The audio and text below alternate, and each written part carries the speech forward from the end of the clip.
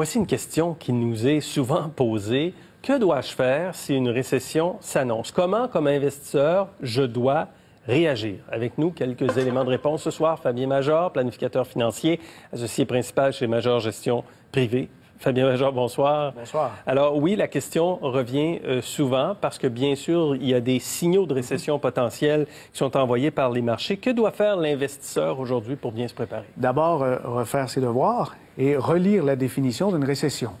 Parce que ce n'est pas un synonyme de crise. Une récession, c'est technique. Ça signifie 2 trimestres de suite avec un PIB qui décroît. Donc, l'économie d'un pays peut se mettre en pause ou décroître pendant 2 trimestres. Et c'est arrivé en 2015. Et les gens ont de la misère à se rappeler quelle sorte de malheur a frappé le Canada à ce moment-là, mais il y a eu une récession technique au Canada. Alors, c'est pas toujours très dommageable et parfois, l'investisseur n'en ressent pas les effets. Ça, il faut mettre ça dans le contexte. Cela dit, il y a plusieurs définitions à ce qu'est une récession. Oui. Et généralement, on identifie la récession une fois qu'elle est passée.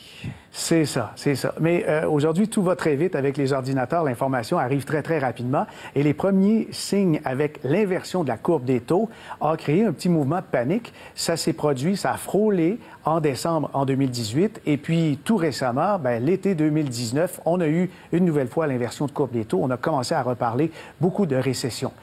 L'investisseur, il doit revoir son profil d'investisseur. Il doit peut-être aussi revoir son plan financier. S'il n'en a pas un, peut-être de s'en doter d'un plan financier afin de mettre les choses dans le contexte et en perspective. Parce qu'il faut passer à travers des cycles économiques pour atteindre ses buts et la récession en fait partie. Parce que depuis le début de l'année, la bourse monte, ouais. Aux États-Unis notamment. Et je voyais un peu plus tôt un graphique qui montrait qu'on monte comme l'an passé. Et l'an passé, ça a chuté à l'automne. C'est vrai. Bon, alors c'est difficile comme investisseur de se dire, je reste calme face à tout cela. Alors, qu'est-ce que je fais? Est-ce que je m'inquiète? Est-ce que je cache mon argent sous mon lit? Sous le matelas? Qu'est-ce que je fais? Bien, il faut revoir qu'est-ce qu'on a dans le portefeuille et certainement prendre ses profits dans ce qui a monté beaucoup. Quand on laisse des profits sur la table, rappelez-vous, dans les années 2000, début des années 2000, avec notamment les titres techno, on vit certainement une certaine enflure puisque les titres de technologie de l'information sont dominants dans l'indice SP500 et c'est eux qui traînent vraiment la bourse partout, y compris dans les marchés émergents, vers le haut. Alors, prendre ces profits, c'est très sain et les redistribuer dans des classes d'actifs moins chères. Et ça peut vouloir dire aussi d'avoir plus d'un style de gestion dans son portefeuille. Valeur, croissance, momentum et recommencer à faire une place aussi aux obligations qui ont un rôle à jouer, celui de frein à main quand ça descend.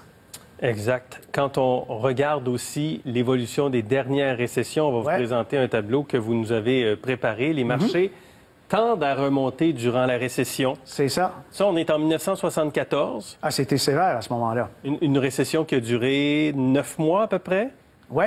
Et un rebond durant la récession. Durant la récession. Et les gens sont toujours étonnés lorsque je leur présente ce graphique parce qu'il y avait la crainte que ça s'enfonce. Mais non, c'est que la bourse est un indicateur avancé.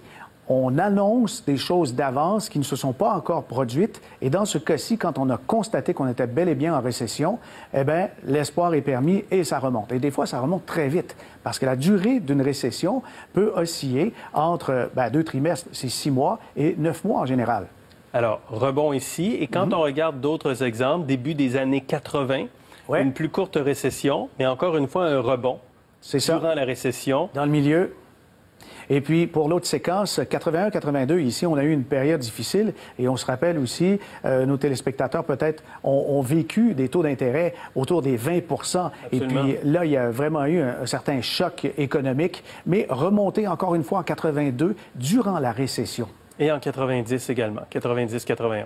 Oui, et puis on n'était même pas dans le milieu de la récession que les marchés ont remonté. Et puis, étonnamment, dans les années 50, on a même eu un cas où, à partir du début de la récession jusqu'à sa sortie, l'indice SP500 avait grimpé de 20 C'est quand même important. Je veux vous entendre sur la méthode de gestion active des titres. que vous aimez beaucoup. Ouais. Vous pratiquez beaucoup cette méthode de gestion active des titres. Il y en a qui préfèrent les fonds indiciels. Or, il y a un monsieur qui s'appelle Michael Burry, un investisseur dont l'histoire a été racontée dans un livre à succès de Big Short, au cinéma également de Big Short. Et il évoque présentement une bulle d'investissement dans les fonds indiciels. Il a dit à Bloomberg, les forts investissements dans les fonds indiciels ressemblent à la situation d'avant 2008. Et plus on tarde à régler cette situation-là, plus ce qu'il prétend, c'est que le crash sera difficile. C'est qu'il y a quand même, il faut être d'accord avec lui à ce point-là, c'est qu'il y a une concentration des capitaux vers les 3000 mêmes titres. Avec l'univers indiciel, MSCI, Standard & Poor's, il y a le Nasdaq, le FTSE, SP500 dans une moindre mesure, ou l'indice des valeurs du côté des marchés émergents, c'est à peu près plus ou moins 3000 titres. Mais en bourse, publiquement, là, il y a 43 000 titres négociés et à peu près 630 000 titres avec multiples actionnaires. Dans le monde. Oui, mais l'investisseur indiciel puise et ajoute de l'argent toujours dans les mêmes 3000 capitalisations. Par sécurité. Le fonds indiciel. Par sécurité ou par facilité. Mais ce qu'on va faire à ce moment-là, c'est qu'on va récompenser la plus forte capitalisation, donc la compagnie la plus chère, et on va pénaliser la moins chère. C'est le contraire de l'investisseur intelligent. Et donc, lui, il exprime une inquiétude qu'il y a trop d'investissements dans les fonds indiciels. Et il déplace son argent vers des titres qui sont sous-évalués, et il y en a pas mal dans les petites et moyennes capitalisations. Fabien Major, on s'arrête ici. Merci beaucoup. Merci. Merci bien pour ces explications ce soir.